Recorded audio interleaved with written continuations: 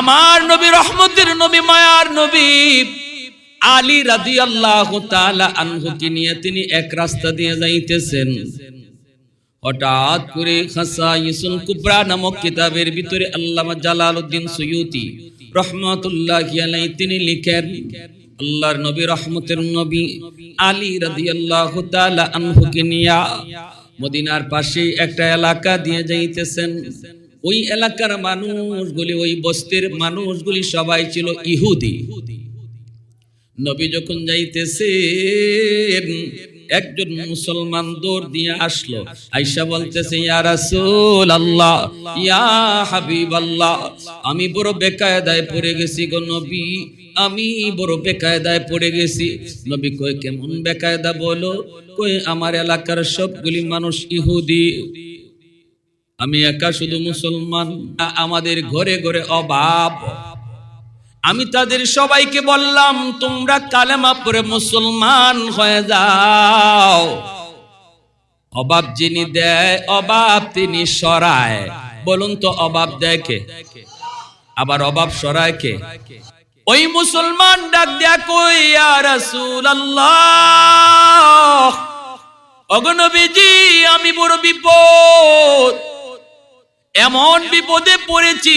আমি সবাইকে বললাম তোমরা কালেমা পড়ে মুসলমান হয়ে যাও, আল্লাহ তোমাদের বিপদ দূর করে দিবে। নবী গো, আমার কথায় সবাই তারা কালেমা পড়ে মুসলমান হয়েছে, কিন্তু বিপদ দূর হলো না, অভাব তো দূর হলো না, আমাদের অভাব তো গেল না। এখন তো ওরা সবাই আমাকে চাপ দিয়া বসছে, এই মিয়া তোমার কথায় আমরা মুসলমান হয়েছি, আমাদের অভাব তো গেল না, অভাব তো গেল না, এখন কি করব? তুমি তাড়াতাড়ি করে আমাদের অভাব দূর করো, আমাদের পেটে খানার ব্যবস্থা করো, কারণ তোমার কথায় কালেমা পড়ে মুসলমান হয়েছি। যদি তুমি আমাদের খানার ব্যবস্থা করতে না পারো, তাহলে আমরা আবার ইহুদি ধর্মে ঢুকে যাব, আবার আমরা ইহুদি ধর্ম গ্রহণ করব। ওগো নবীজি, আমি বড় একজন গরিব মানুষ, আমার নিজেরই তো পেট চলে না, আমার নিজেরই তো সংসার চলে না, আমি তো আমার বাচ্চা কাচ্চা নিয়ে বড় কষ্টে আছি। আমি কেমন করে গ্রামের মানুষকে সাহায্য করব? খানা কেমন করে দিব? ওগো নবীজি, একটু বলুন এখন আমি কি করি?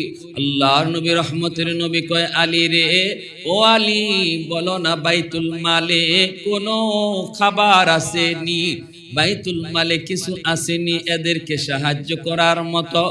আলী রাদিয়াল্লাহু তাআলা আনহু তিনি বলেন বাইতুল মালের ম্যানেজার, তিনি বলেন, ইয়া রাসূলুল্লাহ, এই মুহূর্তে খেজুর পাকার টাইম না, খেজুরও জমা হয় নাই, বাইতুল মাল একদম খালি, দেওয়ার মতো কিছুই নাই। আল্লাহর নবী নিজে টেনশনে পড়ে গেলেন, করবেন কি মায়ার নবী, কেমন করে নবী সাহায্য করবেন? টেনশনে পড়ে গেলেন। বলুন তো দেখি, মুমিন মুসলমান ইমানদার, তারেও আল্লাহ পাক মাঝে মাঝে বিপদ আপদ অভাব দিয়া পরীক্ষা নিতে পারেনি না পারে না? লোকটা ডাক দিয়া কই, ইয়া রাসূলুল্লাহ, ইয়া হাবিবাল্লাহ, ওগো নবীজি, এখন আমি কি করব? আমি এখন কি জবাব তাদেরকে দিব? আমার তো জবাব দেওয়ার কোনো পথ নাই গো নবী। এইবার মায়ার নবী চিন্তায় পড়ে গেলেন, কি করবেন নবী? কেমন করে তাদেরকে তিনি খানার ব্যবস্থা করবেন? তাদের পেটে কেমন করে নবী খাবার দিবেন?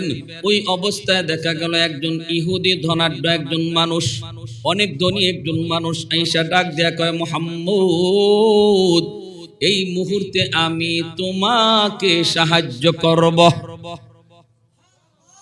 ইহুদি একজন দাঁড়াইছে।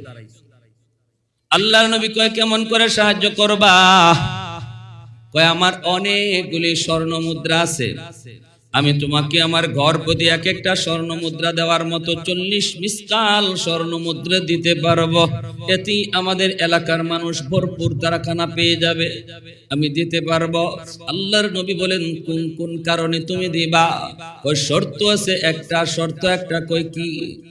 ইহুদি কয়, শর্ত হলো যখন খেজুর পাকবে আমাকে 40 মণ খেজুর দেওয়া লাগবে।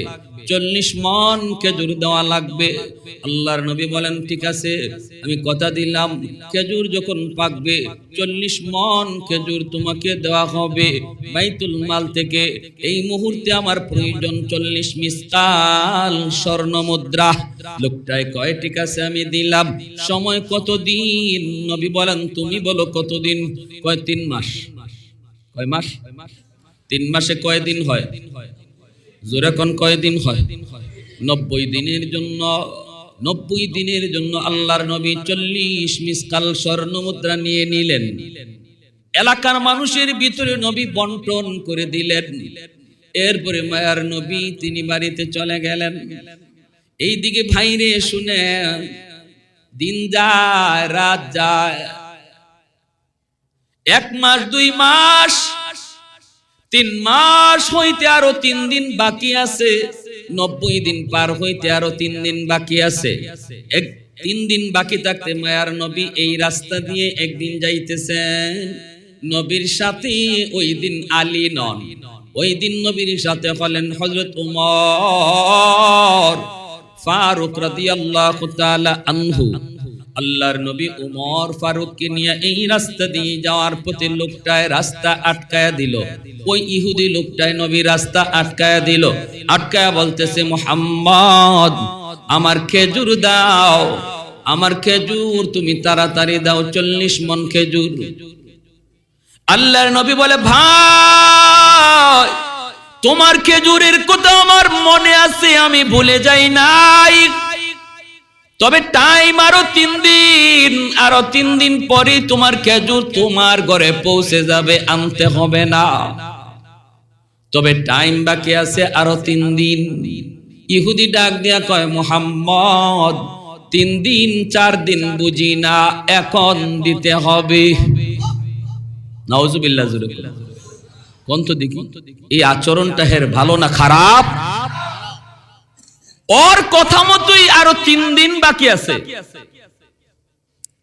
আল্লাহর নবীও বলতেছেন আরো 3 দিন বাকি আছে, তারপরে তোমার খেজুর ঘরে পৌঁছে যাবে। হ্যাঁ, এটা মানতে রাজি না। কয় রাখো তোমার 3 দিন 4 দিন, আমার খেজুর এখন লাগবে এখন। এই কথা কইয়া আরো বিভিন্ন কথা কইতেছে। কয় তোমার জবানে ঠিক নাই, তোমার বাপেরও ঠিক নাই, তোমার দাদারও ঠিক নাই। নাউজুবিল্লাহ। জোরে আল্লাহ নবীর খেপানোর জন্য, নবীর গুসা তোলার জন্য। আল্লাহ নবী রহমতের নবী কয়, ভাই একটু বুঝার চেষ্টা করো, আমি তো তোমার খেজুর নিয়ে কবরে চইলা গেছি এমন না, তোমার টাইম মতো আরো 3 দিন বাকি আছে, পৌঁছে যাবে। আমি তোমার খেজুর তোমার বাড়িতে পৌঁছাবো। কই পৌঁছানো লাগবে না, এখন চাই এখন। মায়ার নবী দয়ার নবীর সাথে এমন একটা খারাপ আচরণ করে নবী যতই হাত জোর করে তারে বুঝান, রে আল্লাহর গোলাম ইহুদি বুঝতে রাজি না। মায়ার নবীর গায়ে টাচ করে ফেলেছে, এমনকি আমার নবীর গায়ের জামা ধরে ফেলেছে। এরপরও রহমতের নবী তার গায়ে ধরে না। আল্লাহ নবী তার হাত মুবারক ধইরা কয়, ভাই তুমি জামাটা জারো। অথচ মায়ার নবীর পাশেই দাঁড়ানো হযরত উমর ফারুক রাদিয়াল্লাহু তাআলা আনহু, যার নাম শুনলে পরে শয়তান অন্য রাস্তা দিয়া ভাগে, এই রাস্তা দিয়ে শয়তান পর্যন্ত আসে না। এত গরম সাহাবী উমর। বলুন তো উমর নরম না গরম? আর একটু জোরে, নরম না গরম? খালি গরম না বেশি গরম? হযরত উমর এত গরম, নাম শুনলেই দুশমনের কলিজা কাঁপতো। হযরত উমর এত গরম, এত গরম, যেদিন তিনি কালেমা পড়ে মুসলমান হয়েছিলেন ওই দিন তিনি নবীকে বলেছিলেন, মায়ার নবী গো, আজ থেকে কালেমার দাওয়াত আর গোপনে গোপনে নয়, আজ থেকে কালেমার দাওয়াত হবে প্রকাশ্যে, কারণ আজ উমর মুসলমান হয়েছে। উমর ডাক দিয়া কই, ইয়া রাসূলুল্লাহ, ওগো নবীজি, নামাজ কোথায় পড়তে আপনার মন চায়? মায়ার নবী নামাজ পড়েন লুকায় লুকাইয়া, ঘরে ঘরে লুকায় লুকায় নামাজ পড়েন। ওমর মুসলমান হইয়াই কয় নবী গো নামাজ কোথায় পড়তে মন চায় গো নবী? আল্লাহর নবী কয় ওমর রে নামাজ পড়তে মন চায় আল্লাহর ঘর বাইতুল্লাহর সামনে, কিন্তু ভয় আমরা মাত্র 40 জন মুসলমান হয়েছি, ওমরকে লইয়া 40 জন, এর আগে ছিল 39 জন, এমন 40 জন মানুষ আমরা বাইতুল্লাহর সামনে গিয়া কেমন করে নামাজ পড়ব? হযরত ওমর বলতেছেন ইয়া রাসূলুল্লাহ আমি তো কালেমা পড়ে মুসলমান হয়েছি এখন, কিন্তু অন্তরে ইমানের নূর ঢুকছে আরো আগে। নবী বলে কোন দিন? বলে নবী গো যেই দিন আমি গিয়েছিলাম আপনাকে যারা পাগল পাগল কয়া ডাকে ওই পাগল দেখার জন্য আমি আপনার কাছে গিয়েছিলাম, যায়া দেখে আপনি নামাজ আদায় করেন, আমি আপনার পিছনে দাঁড়ায় রইছি, ওই অবস্থায় শুনতেছি আপনি কোরআন তেলাওয়াত করেন নামাজের ভিতরে, তাহা মা আনজালনা আলাইকাল কুরআনা লিতাশকা। এত সুন্দর কোরআন তেলাওয়াত শুই না আমি ওমর মনে মনে ভাবতেছিলাম এটা তো মানুষের কোনো কালাম নয়। ওমর তিনি কয় নবী গো আমি মনে মনে ভাবতেছিলাম আপনি পাগল নন, এত সুন্দর কথা যে কয় সে পাগল নয়, মনে হয়েছে আপনি বহুত বড় একজন সাহিত্যিক, সাহিত্যের জ্ঞান আপনার রয়েছে, কিন্তু অন্তরে কল্পনা করে করে এই কথা মনে মনে ভাবছি, সাথে সাথে শুনি আপনি নামাজের মধ্যে আমার মনের কথার জবাব দিতেছেন। সুবহানাল্লাহ। আপনি কোন নামাজের মধ্যে মনের কথার জবাব দিয়া দিছেন না, না এটা কোন কবির কবিতা নয়, কোন সাহিত্যিকের সাহিত্য নয়, এটা রব্বুল আলামিনের কালাম। এইবার আমি মনে মনে ভাবছিলাম তাহলে তো মুহাম্মদ মস্ত বড় গণক, মনের খবরও তিনি জানে, তখন দেখি আমার মনের এই কথার জবাবও আপনি নামাজে দিতেছেন। তখনই আমি মনে মনে ভাবলাম আবু জাহেল যা কয় মিথ্যা কয়, আল্লাহু আকবার, উতবা শাইবা যা কয় মিথ্যা কয়, মুহাম্মদ পাগল নন, জাদুকর নন, কবি নন, তিনি কোন সাহিত্যিক নন, ইনি আল্লাহর রাসূল। ওই দিনই আমার অন্তরে ইমানের নূর ঢুকে গেছে। আজ আমি আপনার হাতে হাত রেখে কালেমা পড়েছি গো নবী, আমি ওমরের আর মৃত্যুর কোনো ভয় নাই, এখন যদি আমি মারাও যাই আমার আফসোস নাই। অতএব আজ থেকে নামাজ আর ঘরে ঘরে নয়, লুকায়া লুকায়া নয়, আজ থেকে নামাজ হবে আল্লাহর ঘর বাইতুল্লাহর সামনে, মক্কার কাফেরদের সামনে।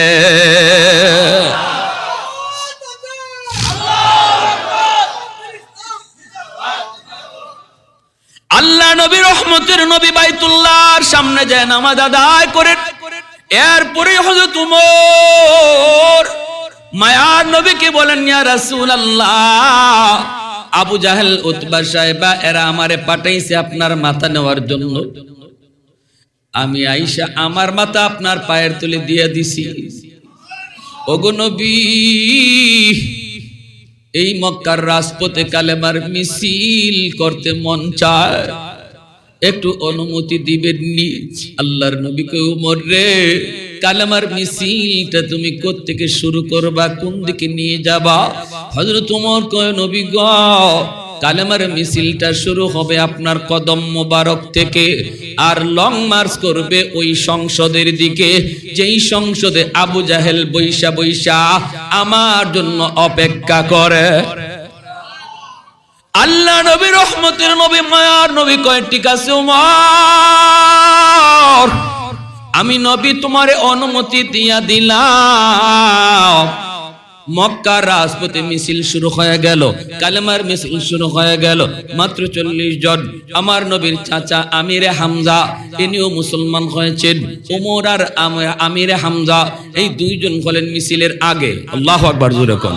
মিছিলের আগে হলেন হযরত ওমর আর আমিরে হামজা, দুইজন বাঘের বাচ্চা। মিছিলের আগে ওমরের হাতে ইসলামের পতাকা নিয়ে তারা কালেমার মিছিলে বের হয়ে গেলেন। মিছিল যাইতেছে কোন দিকে? সংসদের দিকে। ওই সংসদে স্পিকারের চেয়ারে বসা ছিল ইবলিস। স্পিকারের চেয়ারে বসা ছিল, সভাপতির চেয়ারে বসা ছিল ইবলিস, আর সংসদ নেতা ছিল আবু জাহেল। আল্লাহর নবীর এই কালেমার মিছিল নিয়ে যখন উমর সামনের দিকে আগায়, হঠাৎ করে আবু জাহেলের কানে আসলো আওয়াজ। আবু জাহেল ডাক দিয়া কয়, কি রে, বাহিরে কিসের আওয়াজ শোনা যায়? দেখ তো একটু উকি দিয়া দেখ। একজনে উকি দিয়া দৌড় দিয়া আইছে, আইয়া কয়, নেতা খবর বড় খারাপ, মিছিল মিছিল। কয় কিসের মিছিল? কয় ইসলামের কালেমার মিছিল। কসকে তুই কে নিয়ে আইছে? কয় মিছিলের আগে উমর রে দেখা যাইতেছে। আবু জাহেল কয়, কস কি তোরা? ওমর কি মুহাম্মদের কল্লা লই আইতেছে নাকি? পাঠাইছে তো নবীর কল্লা আনার লাগি। ঘটনা জানেন না আপনারা? পাঠাইছিল কি আনার জন্য? আবু জাহেল কয়, তাহলে কি মুহাম্মদের কল্লা নিয়ে আইতেছে?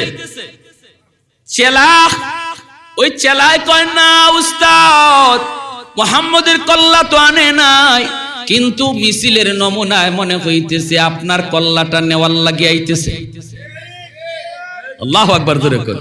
কিন্তু মিছিলের নমুনায় কয় আপনার কল্লাটা নেওয়ার জন্য আসতেছে। এই কথা বলতে আবু জাহেল কয়, কোস কি? পিছনের দিকে তাকাইছে আবু জাহেল সভাপতির চেয়ারের দিকে, ইবলিস যে বসা। শাইখে নজদ পরিচয় দিছে, আমি নজদ থেকে আসছি, একজন মুরব্বী মানুষ, তোমরা আমারে তোমাদের মিটিং এ রাইখো, আমরা বয়স্ক তো, আমাদের অভিজ্ঞতা বেশি, আমাদের পরামর্শ কাজে লাগবো। আবু জাহেল কয়, হ আপনি বয়স্ক মানুষ, তা আজকে আপনিই সভাপতি। ইবলিস বয়স্ক মানুষের সুরত দইরা হে সভাপতির চেয়ারে বসছে। আবু জাহেল পিছনের দিকে তাকাইছে, কয় দেখি সভাপতি কই? দেখে চেয়ার খালি। চেয়ার আছে, কারণ ইবলিসে আর কেউ উমরে না চিনলেও ইবলিসে উমরে ভালো করে চিনে। কই বাপরে বাপ, যেইভাবে খোলা তলোয়ার নিয়ে হাঁটে, কোন দিন আমি ইবলিস রে জায়গা মতো ফায় আর কাম সাইরা লাই, ঠিক না? এজন্য বাইরা বন্ধুরা, এত গরম একজন সাহাবী ওমর আমার নবীর পাশেই দাঁড়ায় রইছেন। ওই অবস্থায় মায়ার নবীর সাথে বেয়াদবি করে এই ইহুদি। আল্লাহর নবী রহমতের নবী, তিনি ইহুদিরে যত বুঝান, ইহুদি বুঝ মানতে মাঝ রাজি না। আল্লাহর নবীর জামা মোবারক ধরে ফেলেছে, এইভাবে নবীর জামাটা ধরে ফেলেছে, তখন ওমর পাশে দাঁড়ায় রইছেন। ওমর এত গরম একজন সাহাবী, গরমে তিনি কাঁপতেছেন, গুসায় তিনি ফুলে গেছেন, চেহারা মোবারক লাল হয়ে গেছে, তলোয়ার হাতের মধ্যেই আছে। ওমর জীবনে কোনোদিন কোনো জায়গায় এত ধৈর্য ধরেন নাই, এই জায়গায় ওমর যতটা ধৈর্য ধরছেন, কারণ রহমতের নবী নিজে এখানে হাজির। আমার নবীর অনুমতি ছাড়া ওমর কিছু করতে পারে না। সুবহানাল্লাহ, সুবহানাল্লাহ। কৌনাইন মুখতার খোদা তুমকো বানায়া, कौनैन मुख्तार खुदा तुमको बनाया, उम्मत का निगाहबान खुदा तुमको बनाया, उम्मत का निगाहबान खुदा तुमको बनाया। मौला मेरा आका मेरा रहमत की नबी है, ताजदार मदीना है तो माह अरबी है, ताजदार मदीना है तो माह अरबी है। अशजार ने देते हैं नबूवत के शहादात, तशकीक कमर में है तो अंगुल की इशारात। एक तो जोरे से रखन अल्लाह अकबर।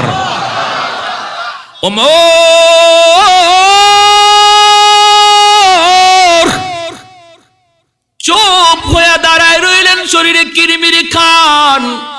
আল্লাহ নবীর দিকে ওমর তাকান, মায়ার নবীর চোখের ইশারায় শুধু অনুমতি দেন কি না, এতটুকু অনুমতির অপেক্ষা ওমর করতেছেন।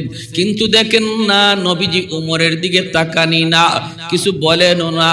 আর আমরা হইলে কি কইতাম? আমরা হইলে কইতাম, কি রে তোরে সাথে লইয়া ঘুরি, এজন্য, ঠিক না?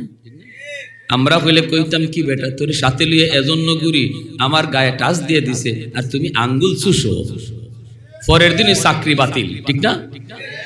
পরের দিনই কি চাকরি? ওমর বারবার শুধু মায়ার নবীর চেহারার দিকে তাকান, নবী চোখের ইশারায় কোনো অনুমতি দেন কিনা, কিন্তু মায়ার নবী ওমরের দিকে তাকান না। ইহুদির হাতে ধরে নবী বুঝাইতেছেন, বাইরে তুমি আমার জামাটা ছেড়ে দাও, ভাইরে তুমি আমার সাথে অন্যায় আচরণ করো না, এটা কিন্তু অন্যায়, তোমার টাইম কিন্তু আরো 3 দিন বাকি আছে, তোমারই দেওয়া টাইম। ইহুদি কয় আমি টাইম বুঝি না, এখনই দেওয়া লাগবে। ইহুদিও দেখতেছে ওমর কাঁপতেছে গোসায়, ওমরের হাতেই খোলা তলোয়ার, কাপের ভিতরে ওমরের তলোয়ার ঢুকানো নাই, সব সময় খোলা থাকে, যখন যেখানে বসাইতে হয় ওমর যেন নগদ বসাইতে পারে, কাপের ভিতরে ঢুকাবে আবার বের করবে, এই টাইম ওমরের হাতে নাই। এতটুকু টাইম ওমরের হাতে নাই। আল্লাহু আকবার। এক লোক মদ বেচে, মদের ব্যবসায়ী, কলস বইরা মদ লইয়া বাজারে যাইতেছে, আর মনে মনে যেন আওয়াজ করে, এই যে ডান দিকে আওয়াজ করে কেটে কথা বলে,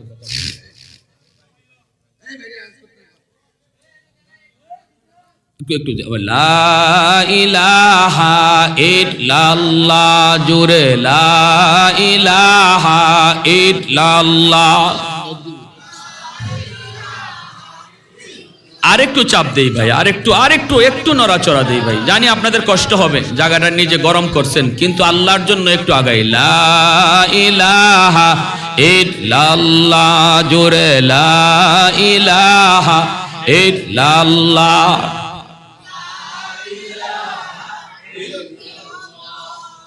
লা ইলাহা ইল্লাল্লাহ।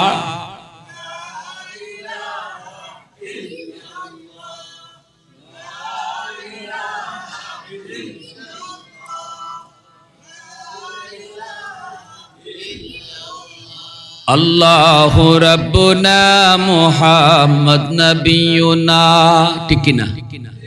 রব আমাদেরকে, নবী আমাদের মুহাম্মাদুর রাসূল।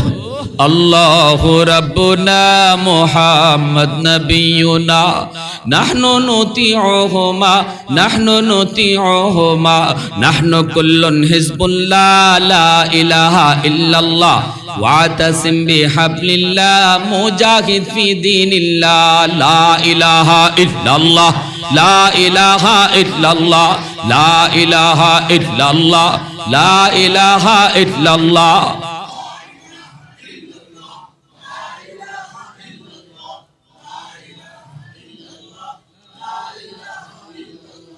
লা ইলাহা ইল্লাল্লাহ, লা ইলাহা ইল্লাল্লাহ, লা ইলাহা ইল্লাল্লাহ, লা ইলাহা ইল্লাল্লাহ।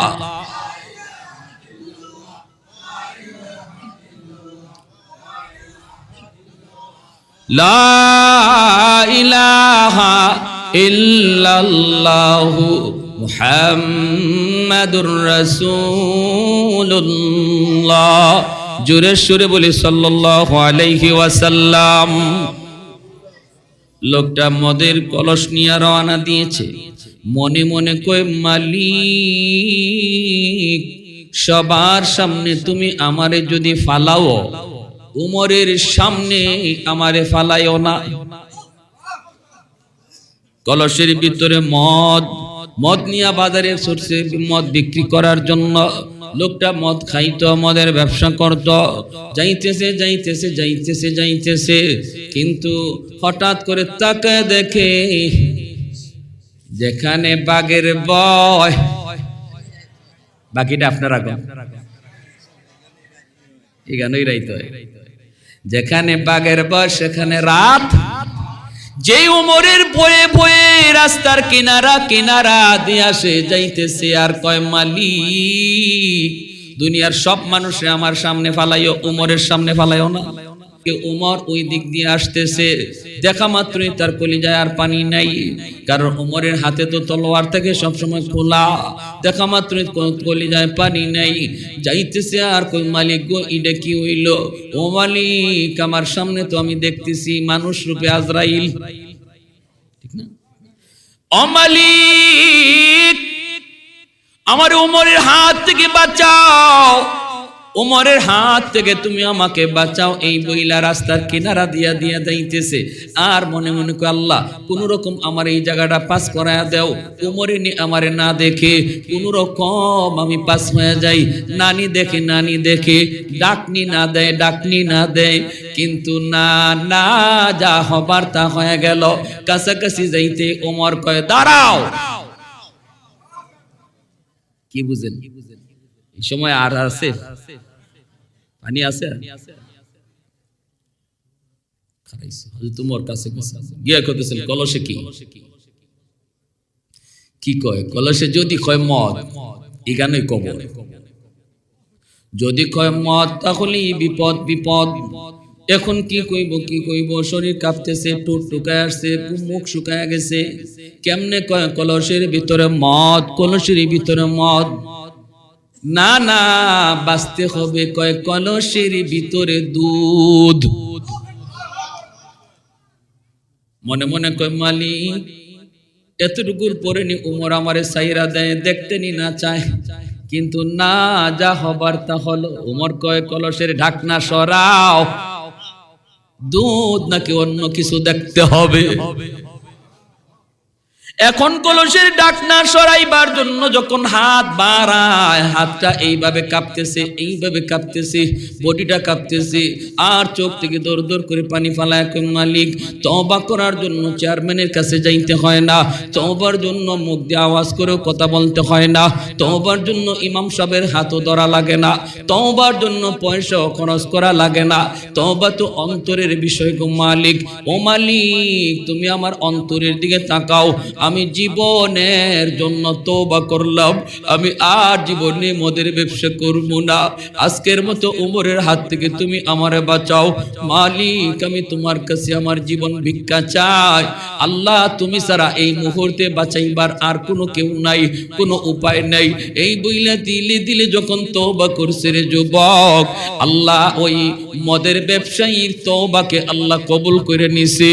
যেই মাত্র ডাকনাটা উঠাইছে, আল্লাহু আকবার, আল্লাহু আকবার। হযরত ওমর তাকায়, লোকটা নিজেও তাকায়, দেখে কলস ভরা মদ আল্লাহ দুধ বানায়া দিছে। আরেকটু জোরে সুবহানাল্লাহ।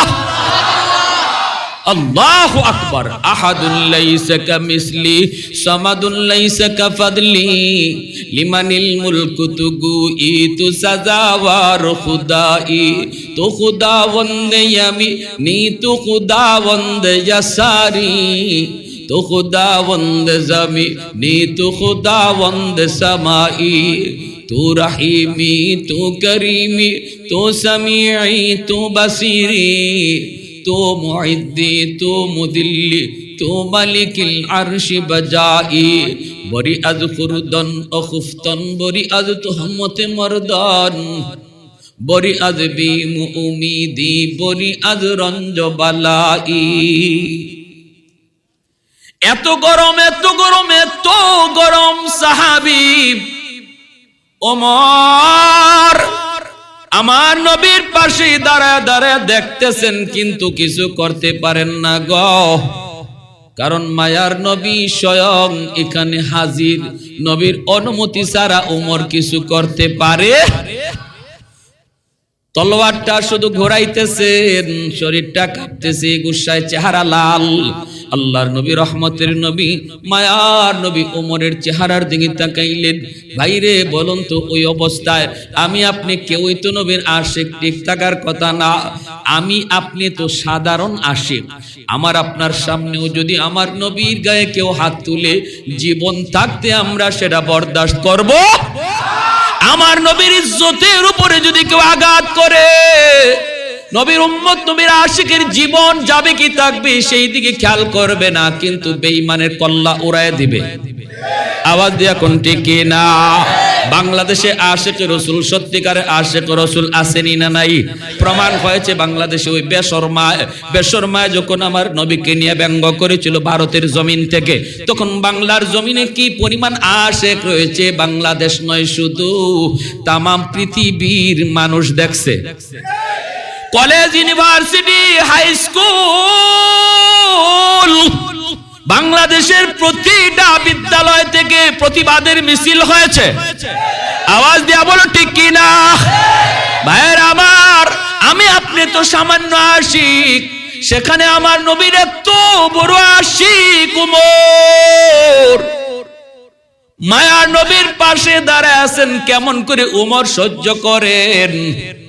উমর রাদিয়াল্লাহু তাআলা আনহুর জীবনের সবচেয়ে বড় ধৈর্যের জায়গা ছিল ওই জায়গাটা, যেই জায়গায় উমর দেখতেছেন নবীর সাথে বেয়াদবি করে, এরপরও কিছু করতে পারেন না, কারণ আমার মায়ার নবী অনুমতি দেন না।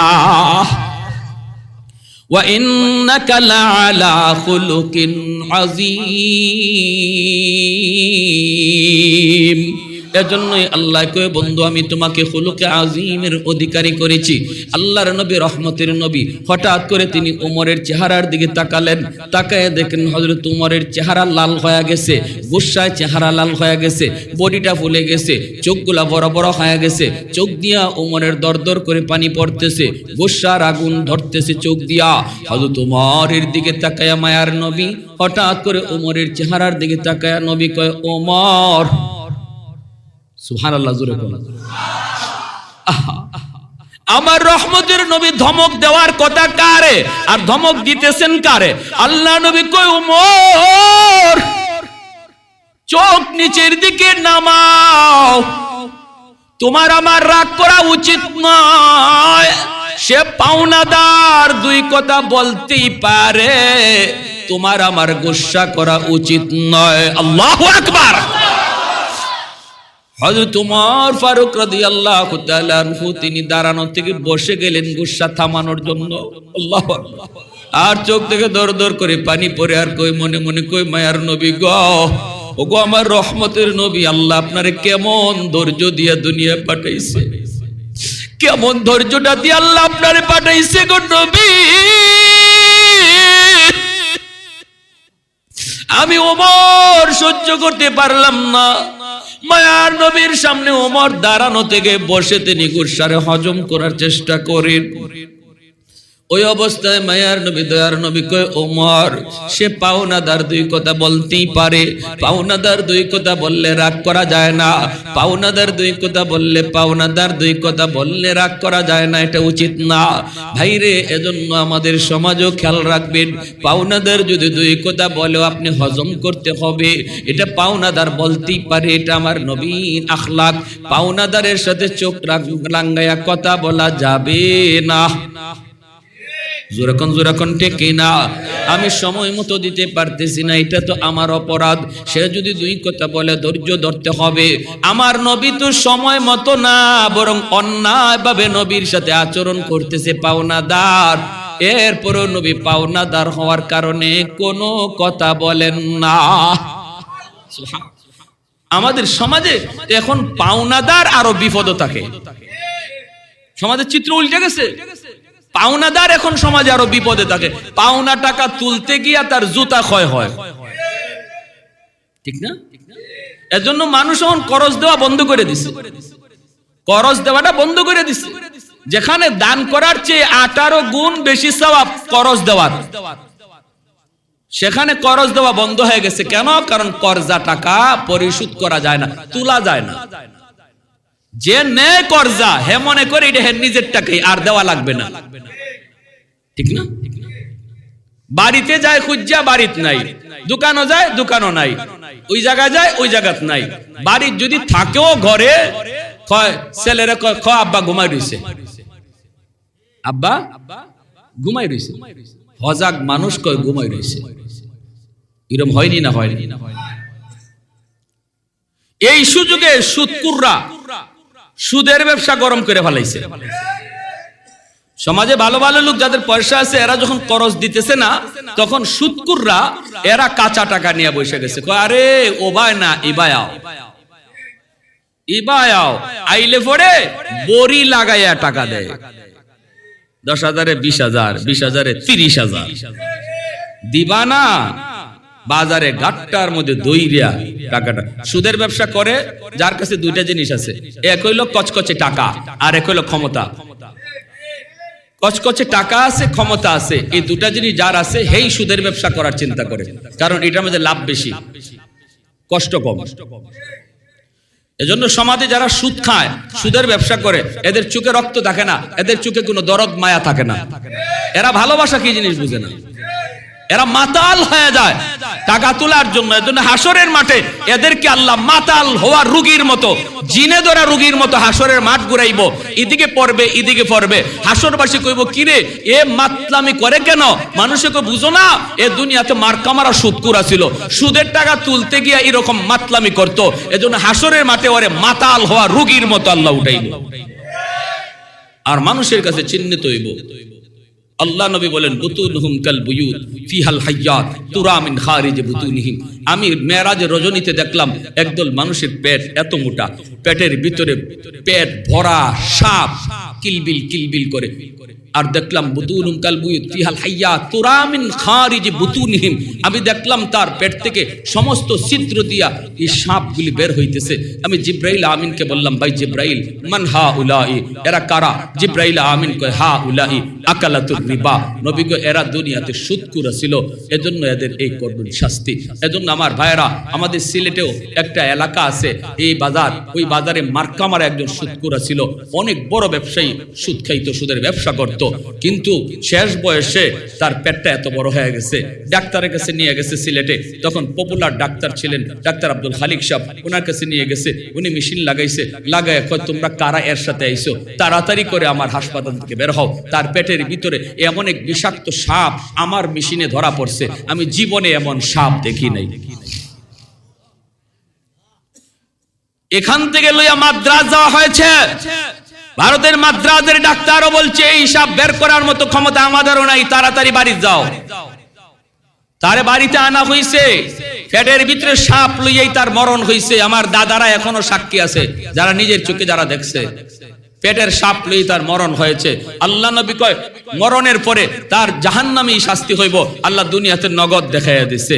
যারা সুদ খাইতেছো, পেটের ভিতরে সাপ ঢুকাইতেছো, বিষাক্ত সাপ ঢুকাইতেছো, বিষাক্ত সাপ। পুরা ঘরের হিসাবটা তুমি একা দিবা, সুদের টাকায় যা বার যা মানাইছো, যা কামাই করেছো, সম্পূর্ণ কামাইয়ের হিসাবটা তুমি একা দিবা। বুক করবে 10 জন, হিসাব দিবে একা, ঠিক কিনা জোরে কর। পুরা ঘরের মধ্যে কি সুদ করে একা থাকে না এক রুমে থাকে? এক রুমে থাকে, আরো 5 রুমে 10 রুমে ভাই বোন মা বাবা পাড়া প্রতিবেশী আত্মীয় স্বজন আসলে থাকে, কিন্তু আল্লাহ পুরা ঘরের হিসাবটা নিব তার কাছ থেকে একা। হে থাকছে এক রুমে, হিসাব দিব 10 রুমের, পাতিলের ভাত খাইছে 2 প্লেট, আর হিসাব দিব 10 প্লেটের। এতটুকু বুঝার পরেও যে মানুষ ঘরে হারাম ঢুকাবে, হারাম ঢুকাবে, এর মতো আহাম্মক, এর মতো বুকা, এর মতো নির্বুধ আল্লাহর জমিনে আর কেউ নাই, ঠিক কিনা জোরে কোন? খাইবো 10 জন, বুক করবে 10 জন, হিসাব কেন আমি একা দিব? তাহলে আমার দরকার কি? আমার দরকার কি এত বড় হিসাব মাথায় নেওয়া? এজন্য আমার ভাইয়েরা মনে রাখবেন, আল্লাহ নবী বলেছেন, পাওনাদারের পাওনা টাকা তুমি নগদ টাইমে দিয়ে দিও, সঠিক টাইমে দিয়ে দিও, তাহলে আরেকদিন খুঁজলে পাওনা টাকা পাওয়া যাবে, আরেকদিন তার কাছ থেকে টাকা খুঁজলে পাওয়া যাবে। যদি টাইম মতো আমরা ঋণ দিয়া দিই, করজের টাকা দিয়া দিই, টাইম মতো না দেওয়ার কারণে আজকে মানুষ করজ দেয় না, থাকলেও কয় নাই, থাকলেও কয় নাই, কারণ একজনরে দিয়া ধরা খাইছে, 2 জনরে দিয়া ধরা খাইছে, এখন চুন খাইয়া জিব্বা ফুরছে, দুধ দেখলেও ডরায়, ঠিক না? ভালো মানুষ আয়া চাইছে, বিপদে পড়ে হ্যাঁ ঠিক মতো দিয়া দিত, এরপর কয় নাই, টাকা নাই। ময়মনসিংহ গেছিলাম এক জায়গা, তো হুজুর একটা কথা কইছেন, হুজুর কাম করছেন, হুজুর আমি একটা ঘটনা খাইতে বসছি, চাচাই কয়, আমি এক লোকের কাছে 5,000 টাকা পাই আজকে 5 বছর। কয় বছর? কয় যখনই আমি তার কাছে টাকা চাই, তখনই কয় কি শুনবেন, আমি কি তোমার টাকা লইয়া মরে গেছি? আমি কি তোমার টাকা লইয়া কবরে চলে গেছি? আমি কি মরে গেছি? আমি দিমু না কইছি? আমি দিমু, আমি কি মরে গেছি? কয় হুজুর টাকাটা চাইলেই কয় হেকে হেল মরে গেছে। তো আমি কইলাম, ভাই তুই কোন দিন মরবে এটা কও, ঠিক না? তুই কোন দিন মরবে কো, যেদিন মরবে এর আগের দিন আইমু, এর আগে আইতাম না। আছেন কোন মতলবের মানসিকতা কর? হ্যাঁ, এই দিন তারিখ ধার্য করার কেউ আছেন? কয় হুজুর আমি ফাইলিছি বাজারও একদিন বন্ধু বান্ধব লইয়া চা খায়, অসুবিধা হইতেছে আপনাদের? ভাই অসুবিধা হইতেছে? দোকানে চা খাইতেছে, তো আমি গেলাম, যাইয়া আমি বললাম ভাই টাকাটা দেশ না ভাই, আমি বড় বিপদে আছি, তুই যখন বিপদে ছিলি তখন আমি তোরে দিলাম, এখন আমি বড় বিপদে আছি, দে না ভাই টাকাটা, দে না দে না। ও মা, এই কথা কেন কইলাম? দোকানে, তাও তার বন্ধু বান্ধবের সামনে, হে যে এক পিক আপ দিল, উল্টা পিক আপ দিয়ে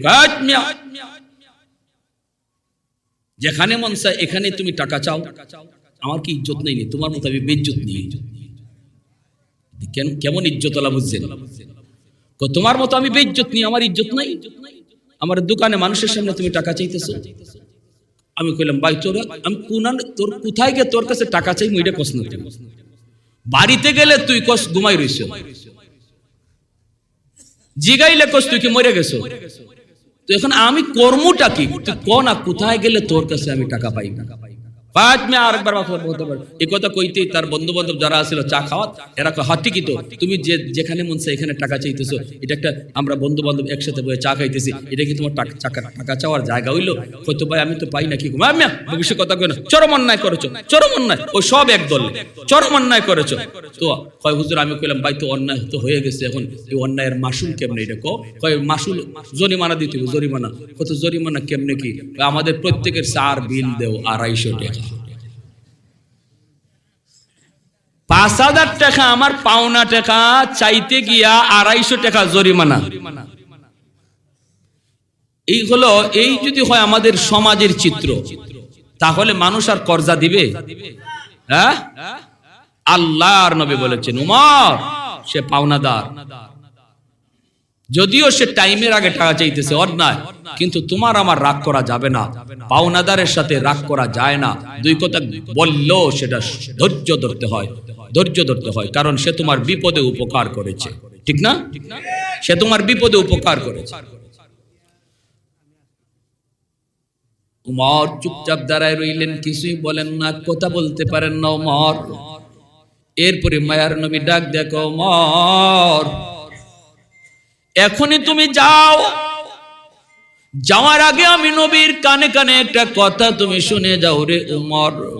এই বইলা মায়ার নবী কানটা কাছে আইনা কানে কানে বলতেছেন, উমর রে যাও, এখনই তারে 40 মণ খেজুর তুমি দিয়ে দিবা, কিন্তু দেবার সময় আরো 10 খেজুর বেশি দিও।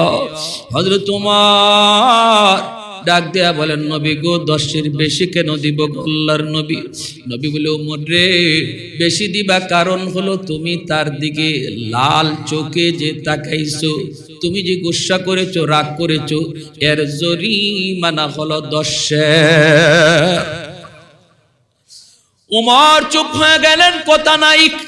লোকটারে নিয়ে তিনি বাড়ির দিকে রওনা দিলেন। আও তোমার খেজুর তুমি নিয়ে যাও। বাইতুল মালের সামনে আইসা উমর বাইতুল মালের ভিতরে তিনি ঢুকলেন, ঢুকে তিনি দিতেছেন খেজুর। 100 200 নয়, 40 মণ খেজুর তারে দিবেন। দেবার সময় তিনি 10 খেজুর তারে বেশি দিলেন। সাথে সাথে লোকটাই কয়, ওমর রে 10 খেজুর আবার বেশি কেন দিলা? আমি তো বুঝি নাই কেন 10 বেশি দিতেছ। ওমর কয়, তুমি আর কথা বাড়ায়ও না, কথা বাড়ায় কোনো লাভ নাই। এই মুহূর্তে তোমাকে যা দিতেছি তুমি নিয়ে চলে যাও, কথা বাড়ায় কোনো লাভ নাই। কয় না, আমার বুঝতে হবে 10 খেজুর কেন তুমি আমাকে বেশি দিতেছ।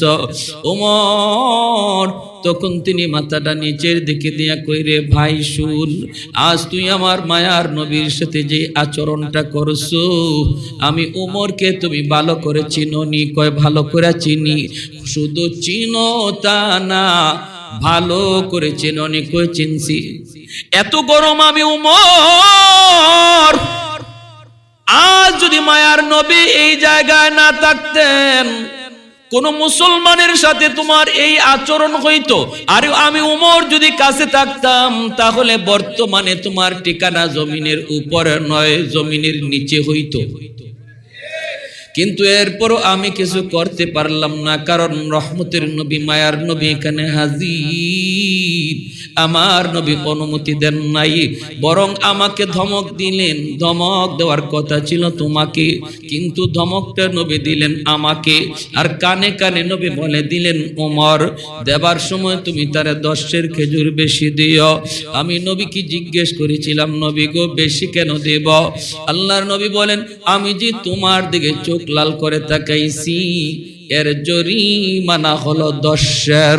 এই কথা বলতে ইহুদি ডাক দেয়া কয়, ওমর, আমার খেজুর লাগবে না, আমি তো একটা পরীক্ষা করার জন্য এসেছিলাম রে। আমি তাওরাত কিতাবের একজন পণ্ডিত, তাওরাত কিতাবের একজন পণ্ডিত। তাওরাত কিতাবের ভিতরে আখিরি নবীর অনেকগুলি আলামত রয়েছে। সবগুলি আলামত আমি নবী মুহাম্মদুর রাসূলুল্লাহর কাছে পেয়েছি। একটা আলামত পাওয়া শুধু বাকি ছিল। সেই আলামতটা হলো মায়ার নবী হবেন ধৈর্যের পাহাড়। ধৈর্যের পাহাড়। তার সাথে খারাপ আচরণ করলেও তিনি খারাপ দিয়ে জবাব দিবেন না, খারাপ আচরণের জবাব তিনি ভালো দিয়ে দিবেন। এই আলামত, এই বৈশিষ্ট্য, এই গুণটা এখনো আমি পাই নাই। এই গুণটার অপেক্ষায় ছিলাম। আর যতগুলি গুণ নবীর কাছে আছে আমি সব পাইছি, এজন্য আমি ইচ্ছা করে খারাপ ব্যবহার করলাম। আজ আমার প্রমাণ হয়ে গেল, মায়ার নবীর ওই আলামত, ওই গুণটাও আমি পেয়ে গেছি রে উমর। অতএব আমি আর দেরি করতে চাই না, এখনই আমাকে কালেমা পড়াইয়া নবীর দরবারে নিয়ে যা। আর একটু জোরে কোন সুবহানাল্লাহ, আর একটু জোরে সুবহানাল্লাহ।